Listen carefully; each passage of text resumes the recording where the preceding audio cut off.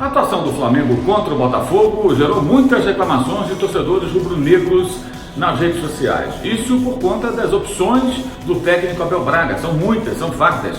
E ele acabou escolhendo um time mais defensivo, os famosos 3 volantes, a partir dos 15 minutos finais, aproximadamente, quando já vencia por 2-1 de virada. Há de se ressaltar também a fragilidade física do elenco alvinegro. O Botafogo prega no decorrer dos jogos. Tem acontecido, houve novamente, e isso complica ainda mais quando você fala de um time tecnicamente inferior. O Botafogo tem hoje um elenco que o investimento custo mensal, a folha de pagamento do Botafogo não chega a 1/3 daquilo que o Flamengo investe mensalmente em pagamento de salários aos seus atletas. Ou seja, é um elenco muito inferior tecnicamente, muito mais barato.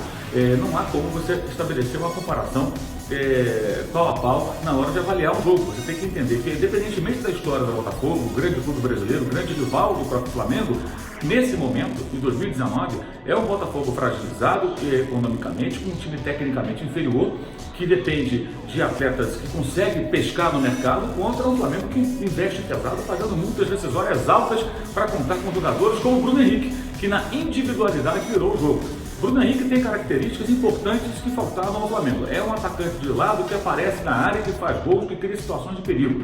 É um cara mais letal, é um cara mais incisivo. O Vitinho também tem essa característica, mas ainda não conseguiu se acertar. E o Bruno Henrique, convenhamos, foi fundamental numa virada, num clássico, mas é só o jogo. É muito pouco ainda. A grande interrogação que envolve esse jogador é justamente o seu passado recente. 2018 não foi um grande ano dele, em 2017 sim, ele foi muito bem. Se conseguir ter bom desempenho físico e técnico, consequentemente, ele certamente vai agregar muito ao Flamengo. Esse jogo não será um fato isolado, como acho também que o Vitinho, que está sendo muito marcado, muito vaiado, vai decolar em algum momento. Agora, a grande questão que envolve Abel Braga é a sua maneira de pensar.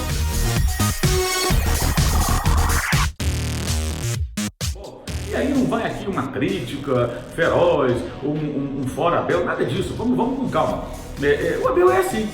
Os argumentos que ele apresenta para fazer a troca que faz com que o Flamengo tenha Pires, Cuéllar e Arão na parte final do jogo, saindo Diego, são típicos dos técnicos brasileiros. O Abel não é diferente desses técnicos brasileiros que estão por aí há tanto tempo. É um treinador preocupado prioritariamente em garantir o resultado. O Flamengo jogando contra o Botafogo, o Flamengo não é um time começando do zero, isso é importante frisar. O Flamengo tem a base do ano passado, o time que terminou o ano com altos e baixos, mas tendo bons momentos com o Dorival, depois do trabalho do Barbieri, que também não deixou terra arrasada para o Dorival Júnior. Então o Abel é um time que tem uma maneira de jogar e tem os seus defeitos, entre eles aquela passividade, aquele modo banana que foi tema de tantos comentários nossos no passado recente. O modo banana esteve presente no primeiro tempo no Engenhão. Ele teve aí méritos por ter corrigido o time, ter cobrado, feito mudança, ou seja, não ficou melindrado, foi direto ao ponto, tentando mudar a forma de jogar do time, fazendo com que o Flamengo fosse mais decisivo, e foi no segundo tempo. Agora, não ganhou no conjunto, como foi dito, o Flamengo ganhou na individualidade, especialmente no poder de decisão do atacante que entrou para o segundo tempo, no caso o Bruno Henrique. Esse é um ponto. Embora, repito, o Flamengo tem um conjunto do ano passado, não é um time que começou do zero, é um time que tem aí uma estrada corrida e que precisa melhorar, ainda mais com jogadores que foram contratados para 2019. Quando o Flamengo enfrenta o Botafogo numa situação como essa e consegue fazer a virada no placar, tem 2 caminhos aí a seguir. O Flamengo continua mostrando sua força, que é derivada, evidentemente, de um investimento muito maior e tecnicamente superior do time, vai para cima e busca um terceiro gol, ou ele põe mais um jogador para fechar a marcação, para reforçar a marcação, para fechar os caminhos do adversário, para dificultar. Ele até argumentou, o Abel, que o Zé Ricardo colocou o time mais à frente. Claro, está perdendo, você vai pôr o time mais à frente. O Zé Ricardo trabalha com ferramentas muito mais simples do que as do Abel Braga.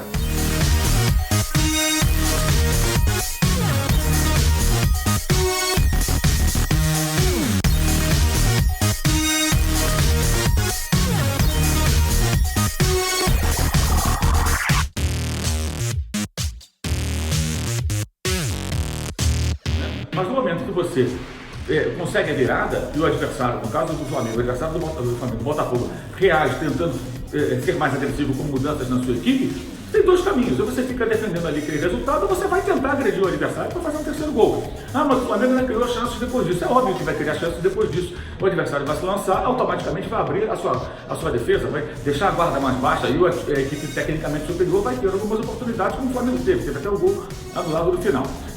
O fato é a maneira como o time quer se impor. O Flamengo contra o Botafogo hoje, vencendo por 2-1, em tese, se tivesse um técnico fugindo desse padrão aí que baliza os trabalhos dos treinadores brasileiros, teria feito o segundo gol e buscaria imediatamente o terceiro, atacando, agredindo, indo para cima do adversário. Isso é algo que nós poderíamos e gostaríamos de ver no futebol brasileiro, não é só no Flamengo. Times tecnicamente melhores, com ambição, com gosto pelo ataque, que busquem a vitória, que não se intimidem. Mas não, o Flamengo preferiu ali o quê? O seu técnico preferiu aquilo que pensa qualquer técnico brasileiro, salvo raras exceções.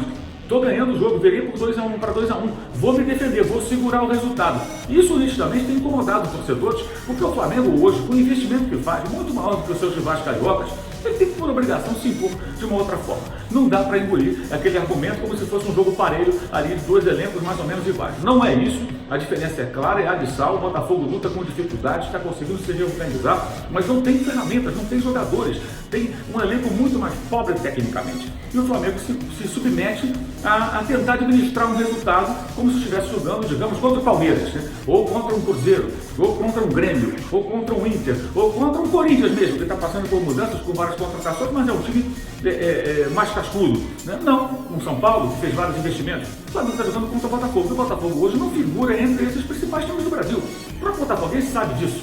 É muito pela rivalidade, pelo histórico dos clubes, pela tradição. Mas, em tese, o Flamengo teria que ser o time de mais imposição.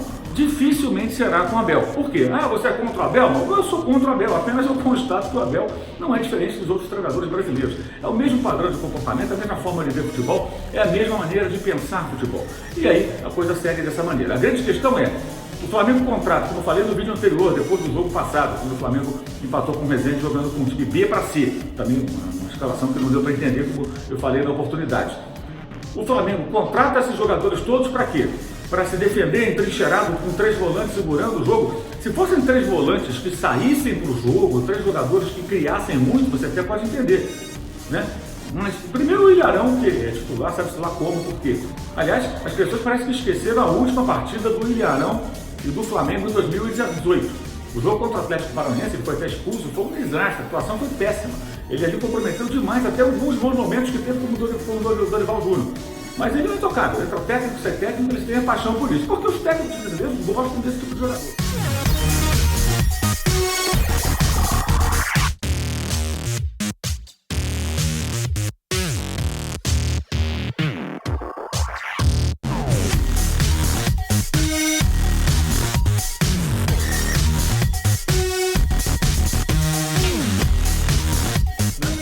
Coisa impressionante, eles gostam disso, eles não arriscam mais, eles não querem arriscar mais, até porque querem manter os seus empregos. Vai continuar sendo assim, ao que tudo indica, são as convicções, as tais convicções dos treinadores brasileiros. O Abel, repito, não é diferente, ele é mais um técnico com um bom histórico, um bom currículo para o que é o padrão do futebol brasileiro. Mas dificilmente veremos esse Flamengo, apesar dos muitos reforços, tentando fazer alguma coisa diferente, fora da caixinha, alguma coisa mais inovadora, ofensiva, agressiva, de imposição, de dominar o adversário, de marcar um gol, de buscar o segundo, de tentar o terceiro. Isso aí está muito distante da nossa realidade pela cabeça que impera no futebol brasileiro com os treinadores que temos aqui há tanto tempo. O Abel não é diferente disso, pode até ser campeão, ganhar um título importante, mas será pautado por essa forma de pensar futebol. Acostume-se você, torcedor do Flamengo. É isso aí. Valeu, saudações!